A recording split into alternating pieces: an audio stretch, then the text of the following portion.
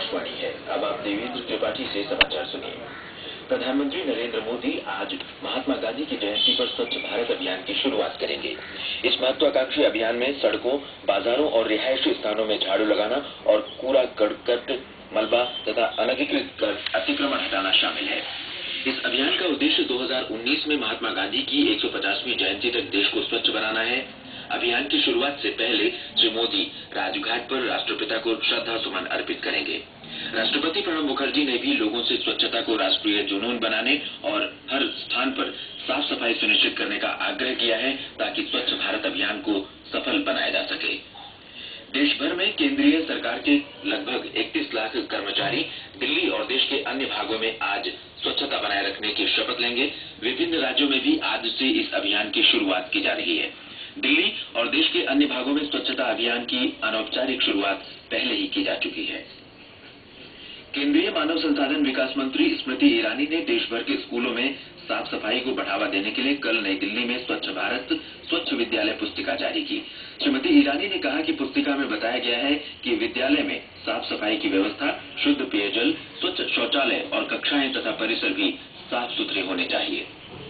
उधर ऊर्जा मंत्री पीयूष गोयल ने कहा है कि स्वच्छ भारत अभियान लोगों की सोच में गुणात्मक परिवर्तन लाएगा। नई दिल्ली में कल श्री गोयल ने कहा कि उनके मंत्रालय के तहत आने वाले सार्वजनिक उपक्रम 1 वर्ष में स्कूलों में 50,000 शौचालयों का निर्माण कराएंगे। प्रधानमंत्री नरेंद्र मोदी 5 दिन की अमेरिका यात्रा सफलतापूर्वक पूरी करके भारत लौट आए हैं। उनकी इस यात्रा से काफी कुछ हासिल हुआ है। भारत और अमेरिका ने रक्षा, खुफिया, आतंकवाद निरोध, अफगानिस्तान, अंतरिक्ष अनुसंधान तथा विज्ञान जैसे तमाम क्षेत्रों में आपसी सहयोग का विस्तार किया है। दोनों देशों ने राष्ट्रीय, क्षेत्रीय और वैश्विक सुरक्षा बढ़ाने के लिए समुद्री सुरक्षा में अधिक सहयोग करने पर सहमति व्यक्त की है। दोनों देश आतंकवादियों के अड्डे और Lashkar e Taiba, Jaishe Mohammed, D company, Haqqani network तथा अल-कायदा जैसे आतंकवादी संगठनों को धन मुहैया कराने वाले स्रोतों को नष्ट करने पर भी सहमत हुए हैं।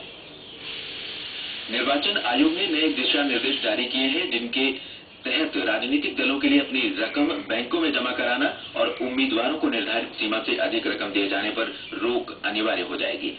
दिशा निर्देशों के अंतर्गत राजनीतिक दलों के कोषाध्यक्ष के लिए राज्य तथा निचले स्तरों पर और पार्टी के केंद्रीय मुख्यालय में पार्टी के लिए समेकित खाता रखना अब जरूरी होगा। आयकर अधिनियम के अंतर्गत वार्षिक खातों का चार्टर्ड अकाउंटेंट से लेखा परीक्षण और प्रमाणन कराना होगा। निर्वाचन आयोग के दिशा निर्देश कल से लागू हो गए।